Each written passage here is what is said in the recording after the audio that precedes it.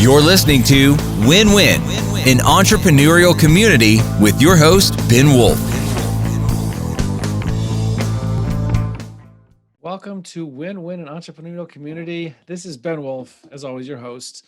We're going to learn from our guest today how to find confidence in conflict and encourage everybody to pause for a moment, subscribe, follow, star, like, leave a review, whatever it is that you're allowed to do on whatever platform you are listening to or watching this on. Will help us get the word out and share the value that we are sharing here with more people. So definitely encourage you to do that. And so without further ado, I want to get into introducing our guest today, who is the founder and director of the American Negotiation Institute, whose mission is to empower professionals through the art and science of persuasion, conflict resolution, and effective communication. He is the author of Finding Confidence in Conflict, How to Negotiate Anything and Live Your Best Life. The Amazon link is going to be in the description and the social media. We will talk today also about how to successfully negotiate a fractional leadership engagement, since we have a special focus on fractional leadership on the show, to avoid disaster later on, by addressing stuff in the negotiation stage before you actually enter into an engagement. You can find out more about about our guest's work. I don't want to reveal the name until the next line in my bullet points at the American Negotiation Institute. I'm sorry, AmericanNegotiationInstitute.com. No the at the beginning. And with that, I give you Kwame Christian, Esquire. Welcome, Kwame. Thank you, Ben. Appreciate it. Glad to be here. And very, very happy to have you. And I guess if you could give us a couple minutes of background, 2-minute background on, I guess, where you came from, how you got to be into this whole field of conflict and how that came about. Yeah, so I think to get an understanding of how I arrived here, we have to go back to undergrad, because I think most people would say, okay, you're a lawyer, so that's why you're doing this, because you negotiate business deals. Not exactly. So my undergrad degree is in psychology. I love psychology. And so when I was in school, I wanted to be a therapist for a while. And then, some things happened and I became a lawyer. I won't bore you with the details. But when I was in law school and I took a negotiation course, I kind of just stumbled into the negotiation course because it fit into my calendar. That was the first time I saw psychology so clearly in the field of study of the law. And I said, listen, no matter what I do, this is going to be a major part of it. So I did a negotiation competition at the law school. We won, my partner and I, we won that. We were able to make it to the regional competition of the American Bar Association competition in Ottawa, Ontario. We won that too. And then we made it to the semifinals of the national competition in Louisiana. So I said, yeah, this has to be part of it. So for me, my entire career was kind of finding a way back to negotiation as a specialty. And so for me, practicing business law was really just homing my skills to become a better teacher of negotiation. So I still practice, not very much, but I still practice to make sure that I can keep my skills sharp. I'm a mediator as well. And so I want to make sure that I still get my hands dirty and still have the skills of a practitioner, because I know that makes me a better teacher. Right. And so that's really what it is for me. I just love helping people to have these difficult conversations, because we believe the best things in life are on the other side of difficult conversations. And I just want to help people to live that best version of their life. Right. That's awesome. And, it's interesting. I guess most people go into it the other way, that, they want to go into transactional law, or they want to go into litigation. And, just in order to do that, you can't do that until after negotiation. So you've got to get there. But, your passion is that side of it. So coming into law the other direction. And I think we've talked about this before. I was in bankruptcy and corporate restructuring law for a few years before I got into this entrepreneurial stuff. So, one of the main focuses on the show, and for me personally, is the whole area of fractional leadership, right? Is people, business owners engaging with experienced executives who maybe they don't need or can't afford someone of that caliber full time yet. So they bring them on fractionally, maybe a day a week, whatever the commitment is, to be a part of their leadership team and to bring on a level of experience that they would have never been able to find or afford otherwise on a full-time basis.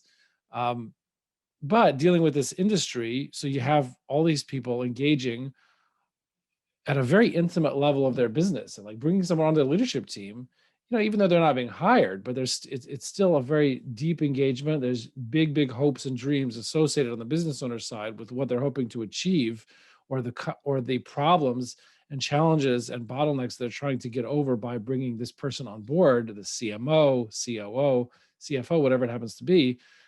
Um, so how do they in the negotiation stage deal with the touchy issues that maybe they don't want to talk about, or maybe the fractional leader is afraid of like losing the deal, and of not getting the client.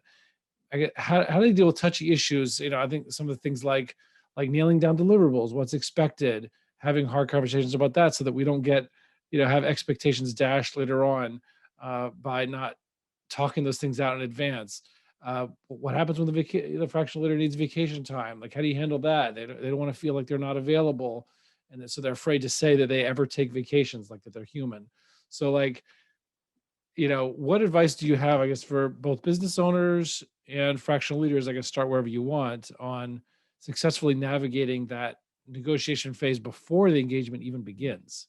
Yes. So first of all, let's start off with empathy, because I know a lot of people struggle with difficult conversations. They're really awkward. And the reason why I'm so passionate about this is because I'm a recovering people pleaser. That's what the Uh-huh. whole first book was about, overcoming that confidence, figuring out what those psychological barriers are. So I can empathize with the reality that it's tough. And then the other reality that is, I think, unfortunate, given the first reality, is that if you want to be successful in this role, you have to have those difficult conversations, because avoidance of difficult conversations is the thing that makes difficult conversations unnecessarily difficult. So for example, just we have plants in the front yard, so this is top of mind. Weeds. I don't like dealing with weeds, but if Right. I wait, the weeds get big and thorny, and now it's a bigger issue to deal with. And so avoiding the conversation doesn't lead to completely avoiding the conversation. It just leads to avoiding the conversation now. So you're satisfying your present day comfort, but causing problems in the future for yourself. Right. So going back to what you said, Ben, about expectations, this is really what it comes down to. Uh-huh. When you think about any relationship, business or personal, the single thing that leads to the breakdown of all relationships is the violation of expectations. And so, for instance, when it comes to communication, for us as lawyers, right? I might say, I'm good communication is I update you when something happens. And then for the client, they might say, good communication is you update me weekly. And so they might say, I'm a bad communicator, but it's really a violation of expectations. We didn't have that important conversation Right. first. And so here's the thing, if taking vacation is in fact a problem, I want to know that now, because it doesn't make it not a problem in the future. Because Right. the reality is not all deals are meant to be had. We're testing out the waters in this. So I think really what we have to do is we need to be honest with ourselves before going into the conversation, figuring out what are the most important things to address, and then be very transparent at the beginning and let people know, hey, before we move forward, we need to get clarity on these things, and explain why you're going through this process, because they might be conflict avoidant as well. But the reason why we do this is because we care about the relationship. And so we express that very clearly at the beginning, and that's how we lead into the conversation. Right. Right. No, it's great. It's great advice. And what do you suggest? I know you have approaches that you teach people, right, on how to. Okay, so let's say I want to broach this topic of deliverables, or broach the topic of vacation, or let's go with the vacation example. What Yep. advice would you give either side of how to broach those things that, I don't know, where you're afraid of the result, or you're afraid of what's going to happen, or you're a people pleaser? Like, how do you advise that people broach those tough conversations? Yeah. Sometimes starting it is the most awkward part, right? It Right. would be easier if we were just like dropped into the conversation, but it has to start. It's especially awkward if the other person doesn't recognize that a difficult conversation has to happen. So I have a simple framework, both for entering the conversation and a simple framework that you can use during the conversation. Hmm. So entering the conversation, three-part formula: situation, impact, invitation. Nobody wants to be pushed, so we want to invite them so they have a choice in the matter. Okay, Hmm. so situation, what is the situation? We want to explain it using what I call naked facts. So these are facts stripped of all judgment, interpretation, all those things. Just what both parties can say, this is in fact the situation. no problem there. And then the impact, what is the impact it's having on you? Again, personalize it so they can't say, actually, no, that's not the case. And then invitation, let's have the conversation. So let's use vacation as an example. So we say, hey, listen, I know we're about to start working together. It's summertime, and my family, we usually go on a trip during the summer. And that's very important to me, my wife, my kids.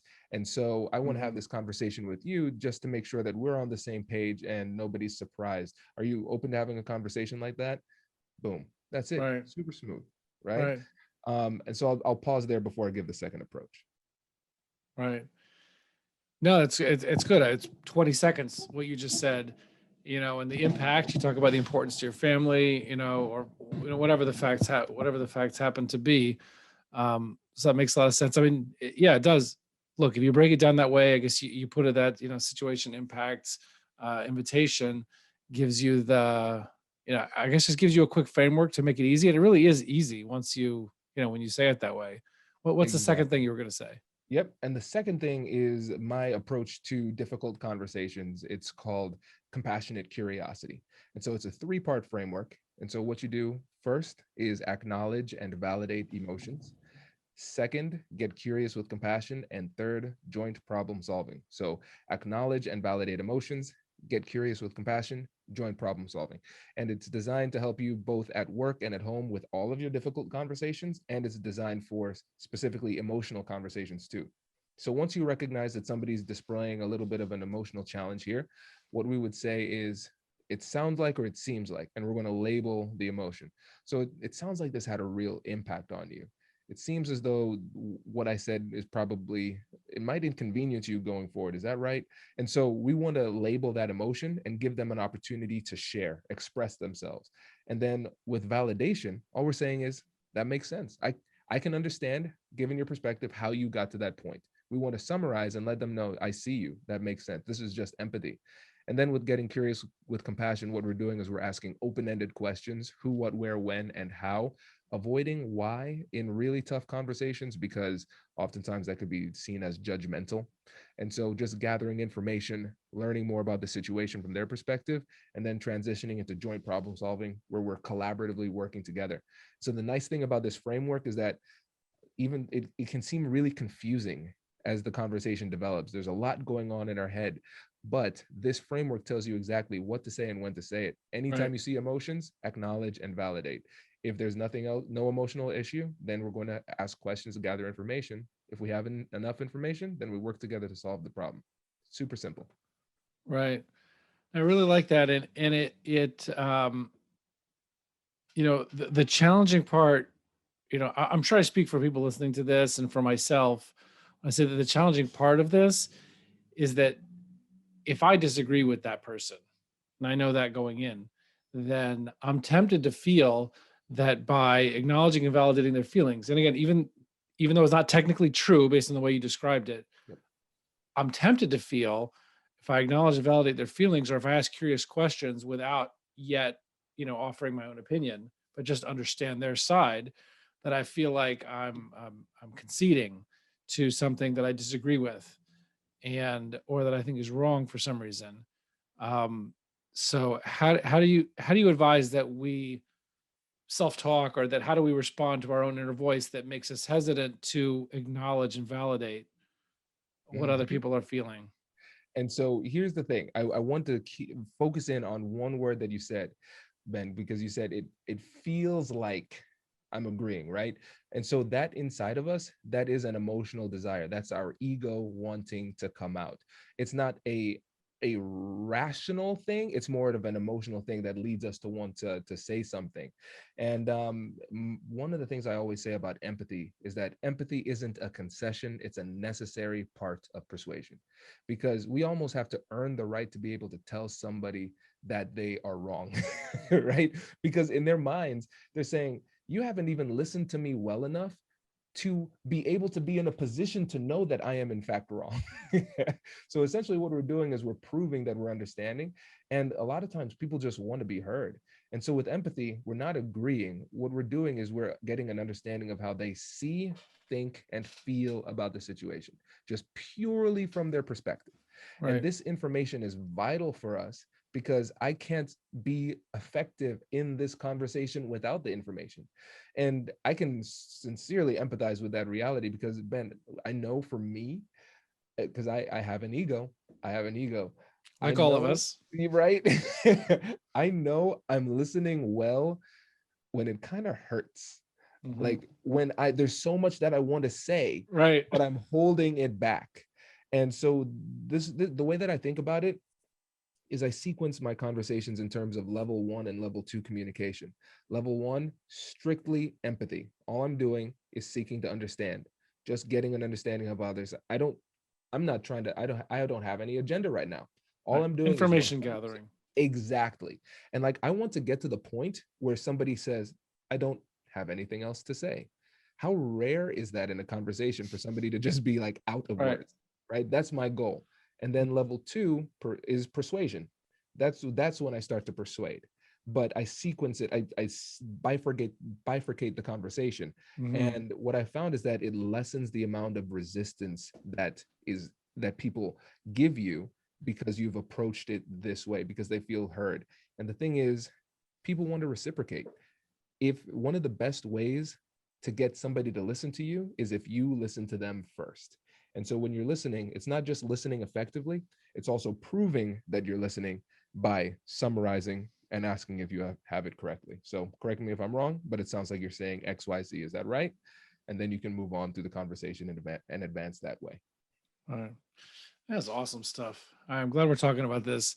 I, the next thing I wanted to cover, and it's really an application of what you were just talking about, is okay. Let's say we're in an engagement, right? A client and a business owner. So there's a disappointment. Let's take your example from before about communication, right? And business owner assumed that I would have regular communication. I want to know when nothing has happened. If you say nothing, then I assume maybe you're sleeping on the job, like you're not Yeah. actually taking care of this. Not that there's no new developments, right? And then, like you said, let's say the fractional leader thinks in the engagement, or any vendor or whatever thinks in an engagement, well, I'll say something when there's something to say, and like that's their assumption. Um, and now there's 3 weeks that's gone by like this, where the business owner is getting more and more and more anxious. Either the fractional leader is noticing the anxiousness and the business owner is just not seeing it yet because he's like, when's this fractional leader, when's this guy going to say something? And he's getting more annoyed and anxious. And the fractional leader is like, why is this guy getting so annoyed? I don't know. So like, um, let's just take that story. Let's just take that example. I could like maybe give an example Yeah. of what it looks like to use either I mean, I guess there's emotions here. So maybe using the acknowledge, validate, curious questioning, or the first method. I don't know. Yeah. Whatever Well, you think. Ben, if you are open to this, maybe we could just do an impromptu work role play where I Okay. can play the Who role. should be who? I'll be the fractional leader. You could Okay. be the anxious I'll be the business owner. business owner. Yeah. Got it. And so let's pick up the conversation where it's like, let's say the conversation just started, but I think everything's okay because I'm just working quietly behind the scenes, but Right. I'm picking up on some tension.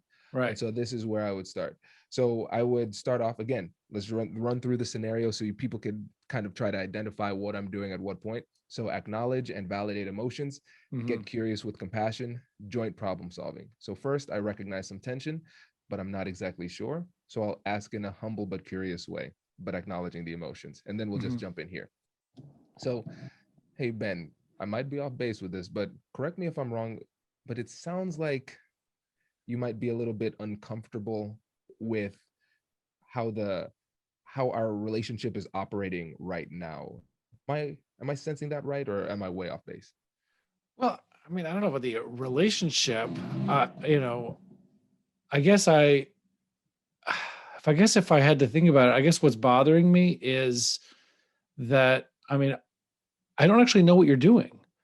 I mean, I haven't heard anything about Project Alpha, that we were working on, in a while. I don't know. I guess I'm assuming from the fact that I haven't heard from you on it that you're not working on it. But this is really important, for the future, of my business.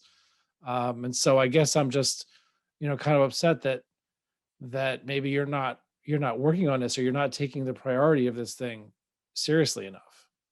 Okay. And so let me just summarize real quick. So it sounds like what's bothering you the most is the fact that you haven't heard from me in a few weeks. And the concern is that since you haven't heard from me, you're not sure whether or not I'm really working on it, on the project. And Project Alpha is very important to you, important for your team and the success of the business. And so it sounds like you just want to make sure that me and my team, we're taking this seriously so that this project can be delivered in the best way project possible. Is that a fair synopsis? I think you nailed it. No, That's what I'm saying. that makes a lot of sense. I can definitely see where you're coming from. If you're not hearing from somebody, I can see how it's easy to come to the conclusion that we're not doing the job. So first of all, I want to apologize because that tells me that I didn't do a good job of setting expectations and letting you know my work style. So I apologize because that's a failure of communication on my part. I want to know what I can do to make you feel more comfortable with the arrangement. What do you think?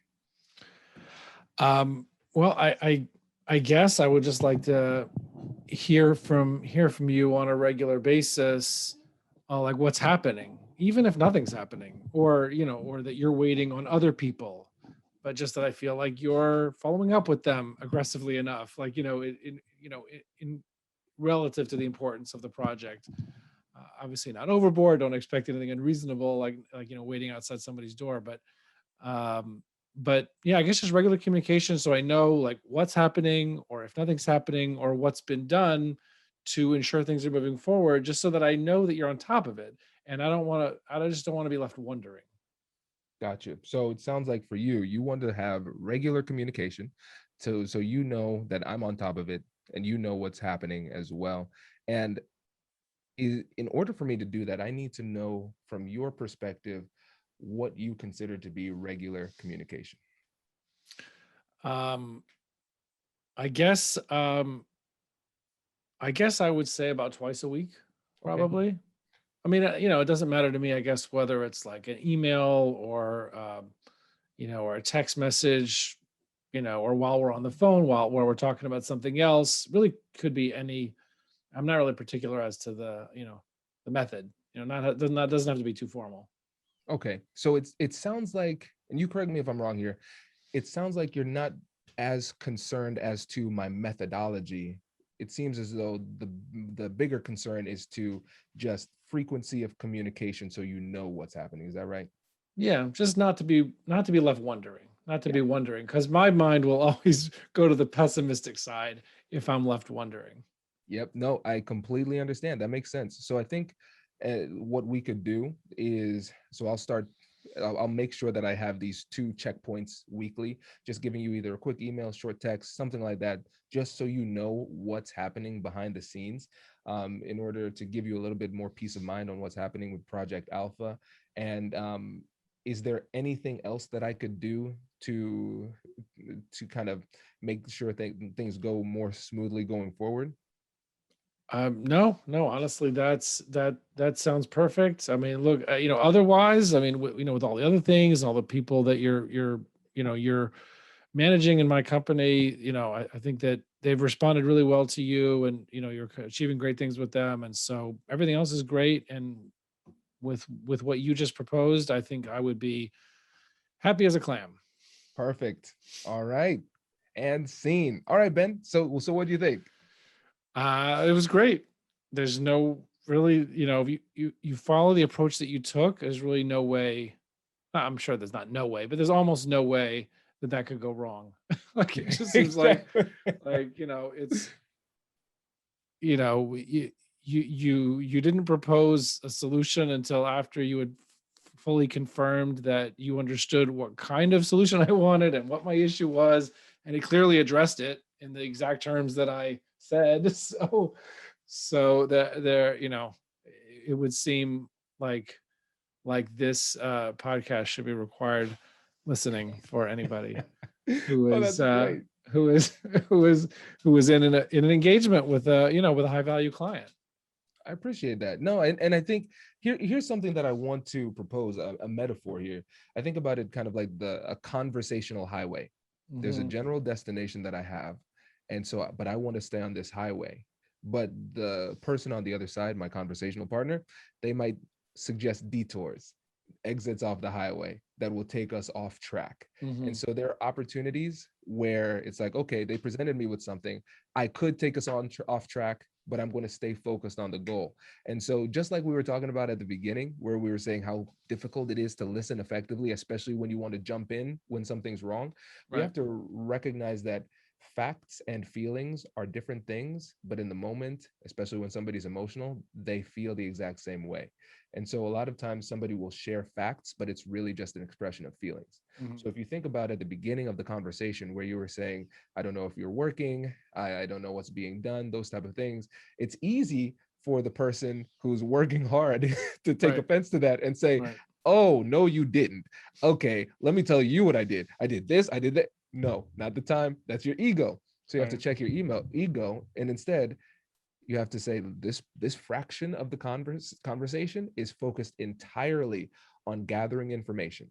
I want to not just information in terms of who, what, where, when, how, and like what actually happened, but more importantly and primarily emotional information as well. How are you feeling? What are your perspectives? Those type of things. I'm going to reflect that back to you so you feel understood. And then once I see that level of emotionality, tension, whatever it happens to be, start to dissipate, that's when I can transition to open-ended questions that are more problem-solving in nature. Right.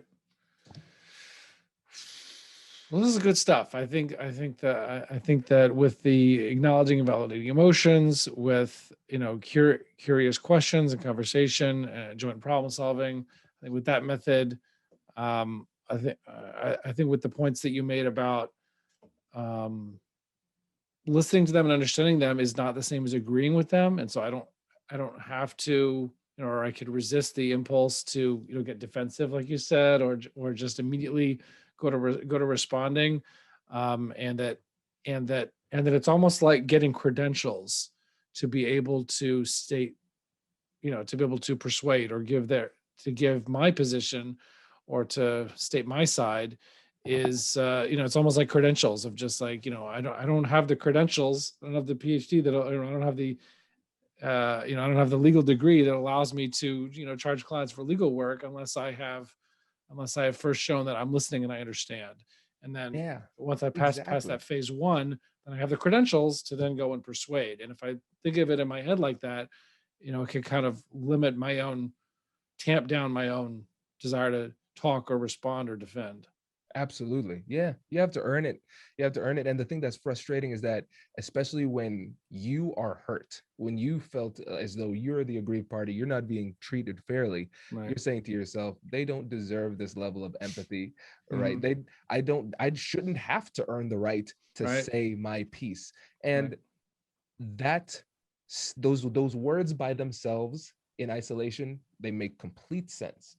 But then when you take into consideration the reality of emotions and psychology and the way that the brain works, it doesn't make strategic sense. And so we have to remember this: we can't send a message unless the person is psychologically ready to receive it. We have to make sure that we take the time to get them in the appropriate mindset for them to receive the message. So we have to earn it. Right. Well, this is great. Kwame, I really, really appreciate you coming on and sharing this. I think it's extremely useful. I think the whole case study, like improv that we did, was great and it was very helpful, and I think makes it very concrete for people, even though obviously the principles and the way you taught it was great too. I think the two together are amazing. I just really appreciate you coming on today. My pleasure. Thanks for having me, Ben. Well, definitely my pleasure. Thanks for coming on. And well, hopefully, again, share your information, AmericanNegotiationInstitute.com. You can find out more information about you there, get your book there, on the social media, on the podcast, description. And, I appreciate you coming on, and we'll see everybody else on the other side too. Thanks, everybody. You're listening to Win-Win, an entrepreneurial community with your host, Ben Wolf.